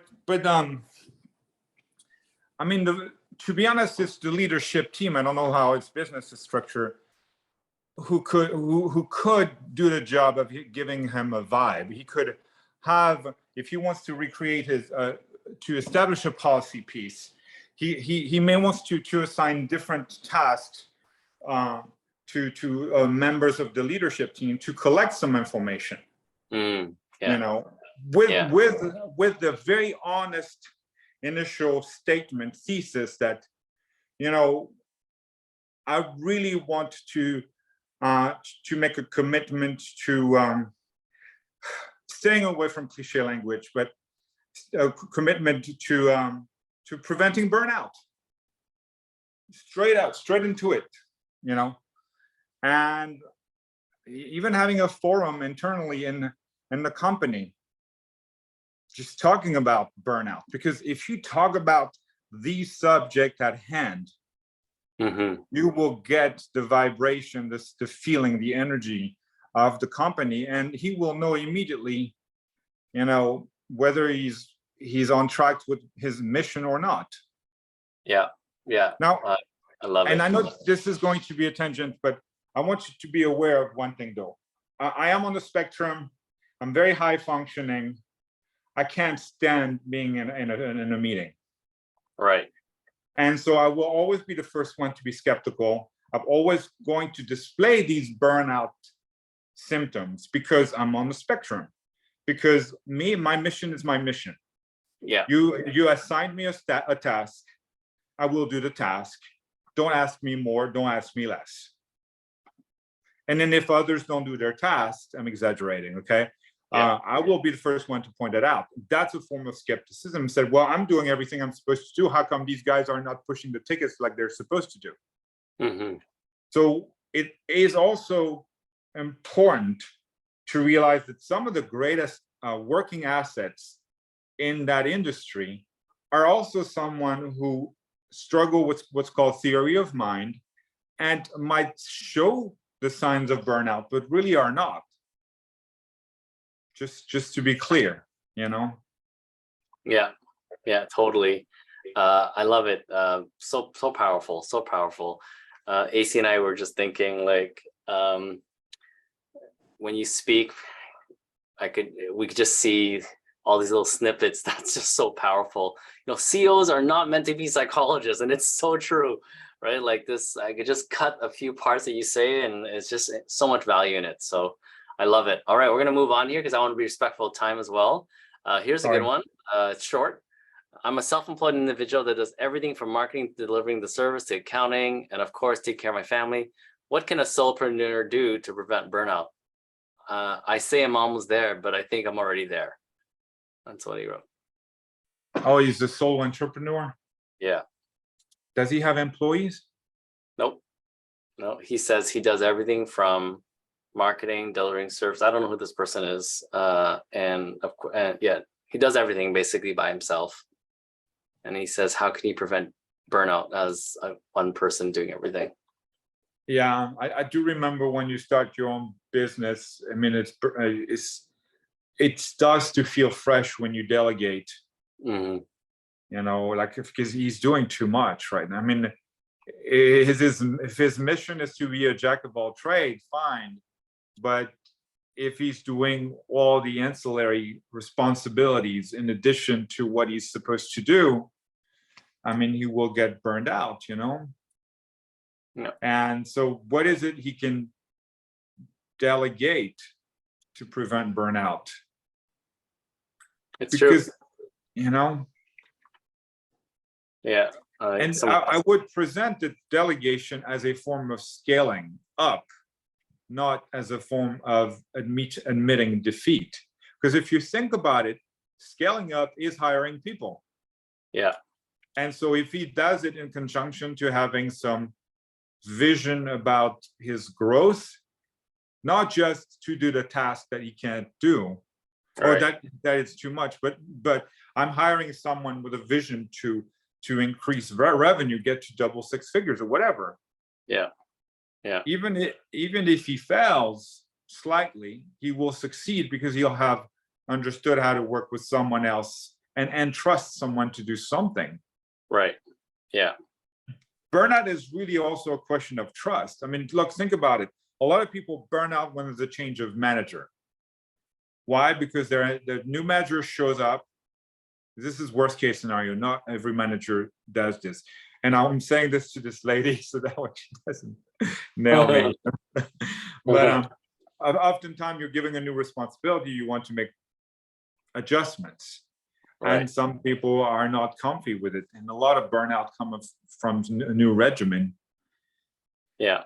Yeah. You know, because then the person's responsibility is completely displaced, you know. Anyway, so yeah. I mean, I even being a solopreneur at one point, I definitely would say to this person that, you know, if you don't know how to delegate, then find people who have done it, talk to them about it.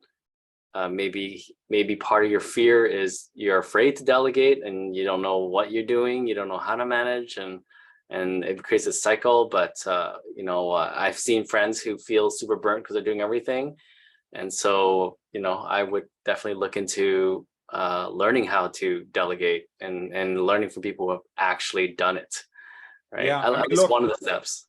Look, if you use one of your, so let's just say you're a $275 an hour guy, and you spend an hour doing a $30 job of bookkeeping.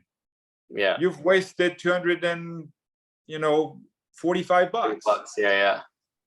So I always treat it when people say, "Well, delegating, I'm not ready." I'm like, "Well, when are you going to scale up? Because do you want to burn out and have to close your business, or you want to scale up?" Mm-hmm. Yeah. I totally agree, man. Totally agree. Oh, here's one. As a spiritual guy, I think you might appreciate this, Michel. Wow. With all the talk about rise in consciousness collectively, and with more and more folks becoming aware and awakening, could all of this be adding to people's burnout? where corporate systems and putting money and earnings above all are crumbling down. People are no longer feeling passionate or aligned about the work that they do, that they are doing, which is slowly becoming more important when determining job satisfaction. If you believe this, how can people use their passion or lack of passion to reduce or manage their burnout in their current situation? Wow. Oh, I love this.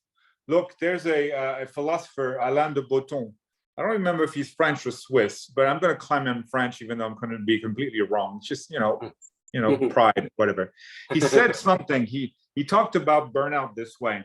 When we started to break down work into each person as their area of specialty, a lot of people get burned out because you don't have the whole scope of the whole business. Mm. Yeah. You're used as playing a tiny little part, so you don't envision the mission of the job. So spiritually, you're not part of the makeup of the whole purpose of that business. In a way, you're kind of isolated in your task, and then you leave, and you don't know why you're doing it sometimes. So what's cool about startups is, by nature, they're kind of forced to have everyone buy in, even if they have their own specific technical tasks and responsibility. You're forced to embody the spirit of that company or the spirit of what they're trying to achieve on this planet. But I love his question, and actually that would be a wonderful sort of conversation. For me, going back to a point I made earlier, I really have a greater appreciation for Proto-Indo-European religions, where we invented higher entity to create order in the chaos of life. Mm-hmm. To me, that's what spirituality is. Every single day, if I feel I'm creating chaos, I'm like, how do you reorder your life, Michel? What are the things you're going to say no to or yes to in order to bring that order that makes you feel vibrate the kindest way towards yourself, as opposed to being a naysayer to me? Mm-hmm. But yeah, this gentleman has a very interesting point. Yeah. I thought that was a pretty neat question as well. I mean, I read as we were learning together. So very cool. Then now actually I have a last question, and we got someone new here, FV. Yeah, you don't have to show yourself, buddy. You don't need to, but if you feel you want to ask a question, you can just raise your hand, and then you could go on audio, or you could type the question in the chat too. We're just at the last question actually that people submitted here, and here it is. I'm a bit of a skeptic, so I just want to share my thoughts and hear thoughts here, and would love your thoughts. I think this is the pandemic. I think this is the pandemic, and now the war and the economic crisis. People, we are doing their best to address their mental health and physical health challenges, but at the end of the day, I find it very difficult to imagine that it is possible for people to feel relatively stress-free and energized during this very unique time in this world. I run a pretty successful company, and I invest in several. Most of us are growing, but it requires an immense amount of effort and sacrifice. My sister works for a pretty stable corporation. She works remotely, but also appears to be working around the clock. She expresses a constant amount of stress and fatigue. I would like to hear some examples or suggestions you think that can make a massive impact for mental health and burnout. I will be watching the recording afterwards. I simply just cannot imagine a world where people are feeling peaceful and restful these days. Thank you. Yeah. And true that is the fact that right now we're in this, I watched a brief documentary today about this guy from the Russian army, who is the first one to speak on camera about what they were asked to do. They had no clue. Mm-hmm. And they actually took these guys' cell phones, and they actually took these guys' ways of communicating with the outside world to force them into a mission they still did not understand. Mm-hmm. So to answer the question, the point the gentleman is making, yes, it is a fractured world out there right now. And I think it's because it's the aging out of a generation.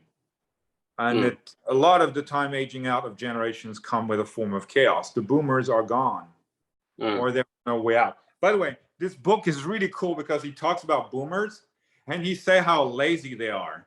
You know, which is very cool because, you know, I mean, boomers are my parents' generation. It's like, we are hardworking. You kids are like blah, blah, blah. But in this thing, he's like, ha ha, they're not. So every generation, and he's the previous generation, every generation there's this understanding of the other generation. But yes, the world is fractured. Absolutely. But I mean, we can engage in the state of paralysis.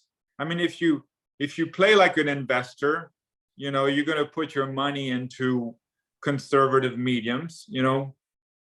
But even the conservative mediums nowadays, like real estate, you're wondering what's going to happen. If you're in a sector that you don't know if things are going to be shut down or not, you don't know what to do. To me, this is an opportunity to look internally and refine what we can do best for others. This is an opportunity to improve our connection with others, not an opportunity to plow toward the goal that could be crushed by another level of fracture, but really reassess who we are and reconnect. In a way, Tuan, this is an example. I've always followed you, you know, even to the hacking webinings, whatever that's happened. And because some of the kindest, wisest things I've heard came from you.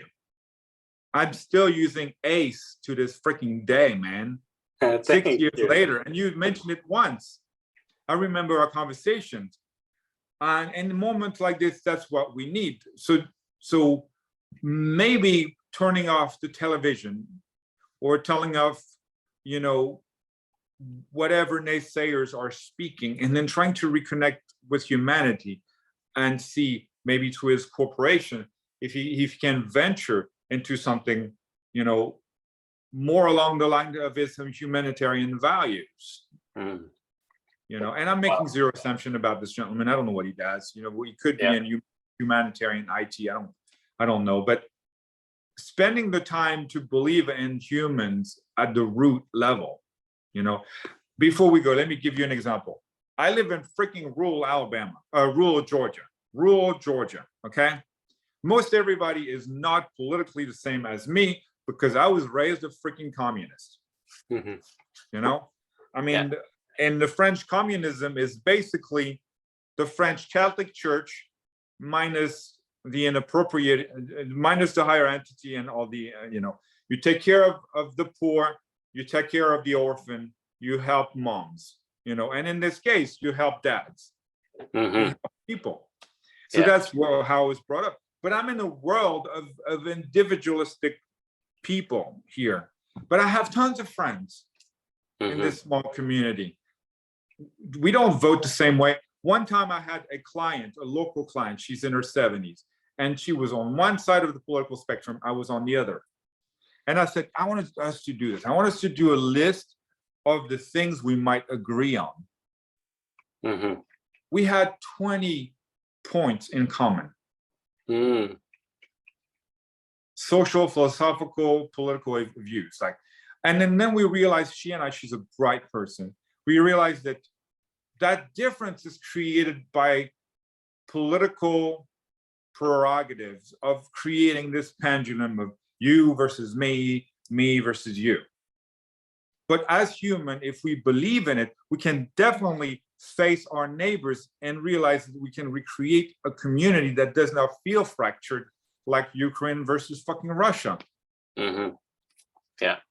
This gentleman can do this for himself, for instance, you know. That's another way to prevent burnout, is the olive branch and see if that's the minimal risk we can take to make our own life better and to stop burning from within in a way. Yeah. Wow. Oh my gosh, that's crazy. I love that. Mr. FV, or if you're there, we just finished our last question right at 2 o'clock too. Holy cow, look at that. Is there anything you want to ask since you're here, buddy? Like, are you dealing with burnout, or do you have questions with your colleagues or friends? You could just share and or type, or you can unmute yourself and speak off camera. Ou en français, c'est possible. Oui, je pourrais parler français, mais je vais le dire en anglais. No, thanks for asking. Sorry for the delay. And I mean, I've definitely been dealing with burnout multiple times over the last decade, but definitely the pandemic was a different type of burnout to deal with. I don't know. I know we're at time, so don't really. No, dude. Don't worry about it. Yeah, don't worry about it. Yeah, we're here to support. What kind of feedback or, what are you looking for? Sorry, just my thoughts on it or my experience or more? Well, you said, I'm personally interested in what you said, that you've experienced many instances of burnout throughout your life, but this brand of burnout post-pandemic, and I know you guys in Canada was very different than us because you guys were literally sequestered for months. I mean, so I understand that it was different. And I don't know if, Frédéric, if you were there at the time, but can you, because to me, that would be great insight in terms of the environmental component of burnout. Yeah, definitely. I think the type of burnout that I'd experienced in the past was really because I think I was cutting myself off to too many things, like spreading my energy too thin because, I was quite extroverted. So always, on the hustle, trying to build new relationships and played a lot of sales roles. Therefore, you always continue to grow your network to sell more. So it's like difficult to, I guess, create boundaries around that. So I think the burnout was trying to achieve too much, too fast, and not taking care of myself, emotionally, physically, mentally. But the burnout I experienced during the pandemic was actually very different. It was more related to almost like isolation, because my role was fully remote, and it still kind of is. And so it was very different because then it was more about not receiving when I needed anymore. That filled my tank before, which was connections with people. I realize I feed off a lot of other people's energy. And so if I'm alone in my apartment, trying to stay motivated and inspired to give my max every day, eventually that sort of runs out when it's not getting filled up. And I think, one of the other factors, there were many factors like, a breakup and then family issues, and also just dealing with this change of role from extreme extroversion to extreme introversion. But it's a different type of burnout, and to just to be honest, like I ended up leveraging employee assistance programs, doing some counseling, and that was quite helpful to sort of reframe things. Yes. And in a way now I think I'm better for it because it forced me to maybe be more in touch with myself, and there were much fewer distractions. So I think it made me face certain things I'd been avoiding, but that still was difficult. But yeah, it's been very different just learning how to work in a virtual world. And I know some of us on the call are much more used to that. I definitely was not. So yeah, just in a nutshell, it was a different type of burnout, more from a lack of just external validation, maybe, I don't know, or the positive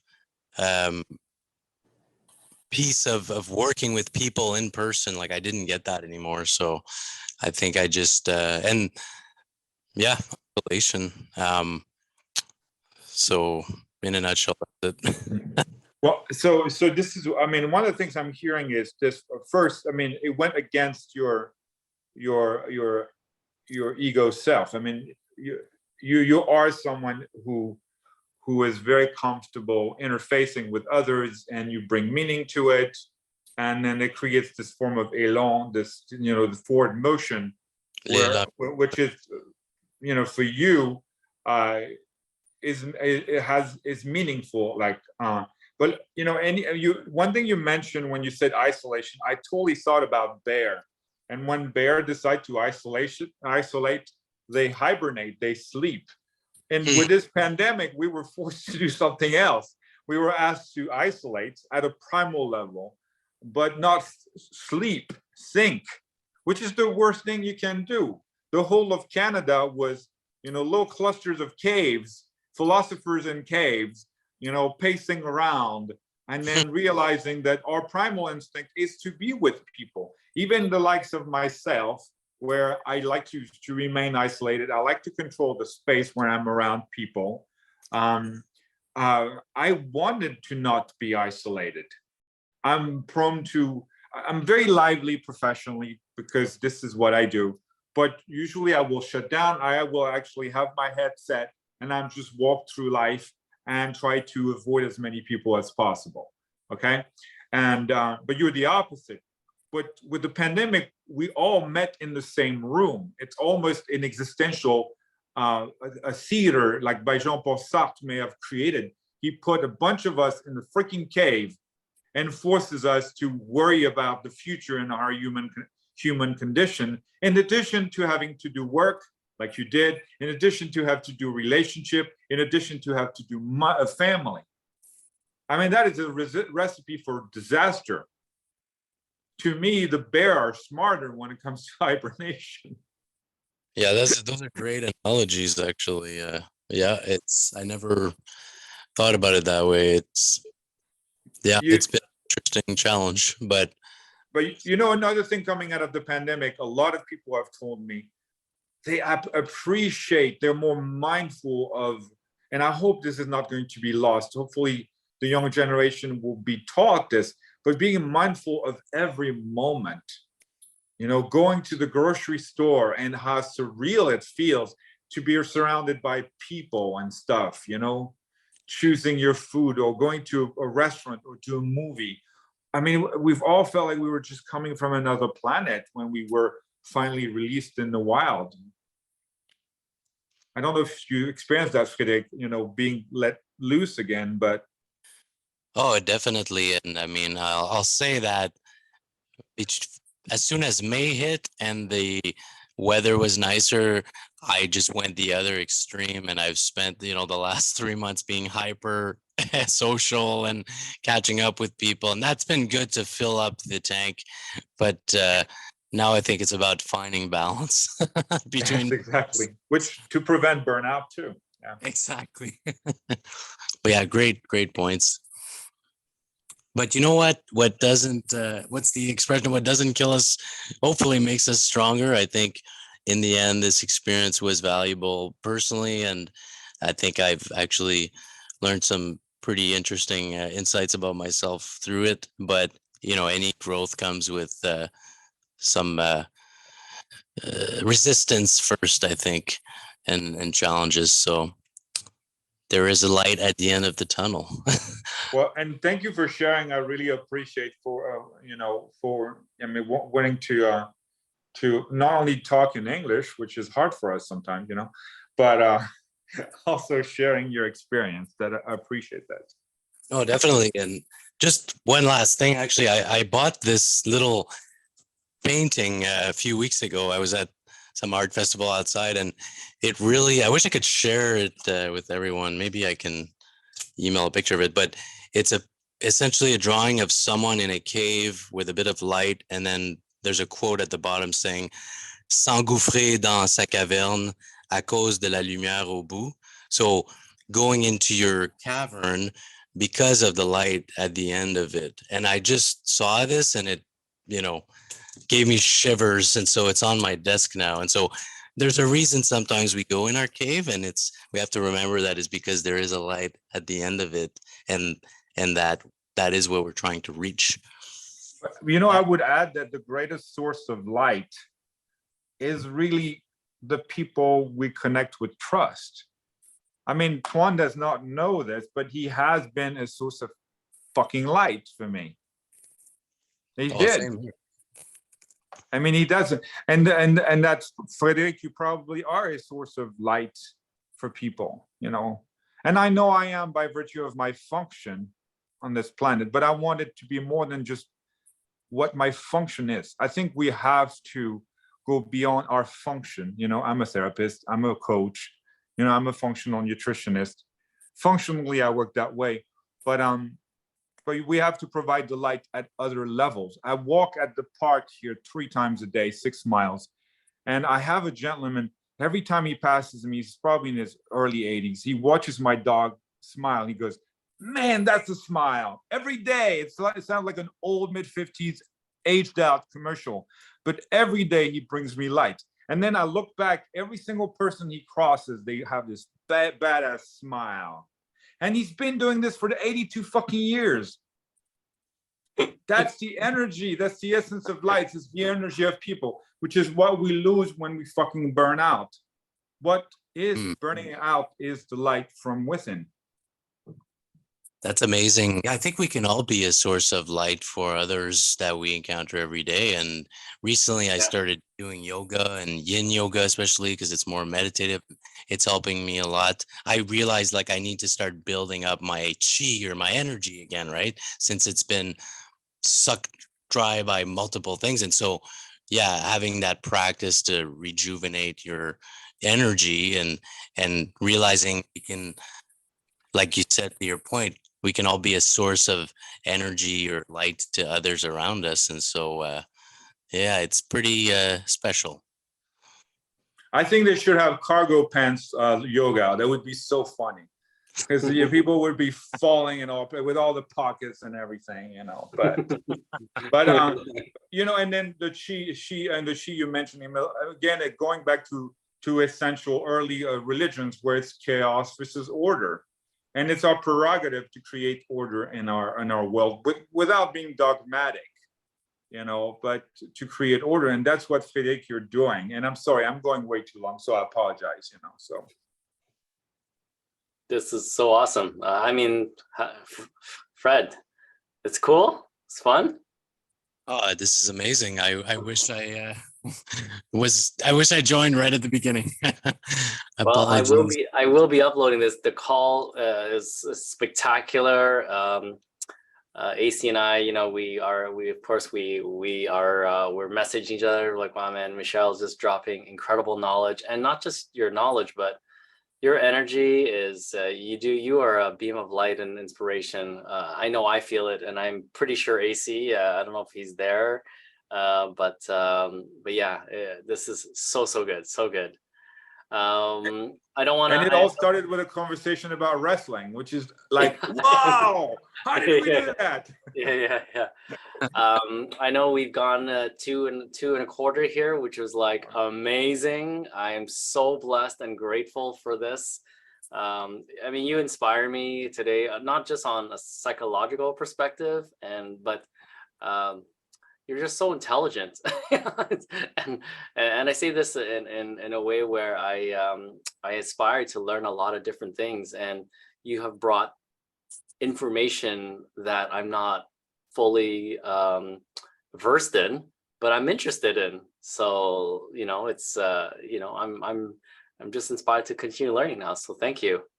And AC, thanks for the comments as everybody. So I'm going to stop the recording now, and just so you guys know, and then I'll upload this portion.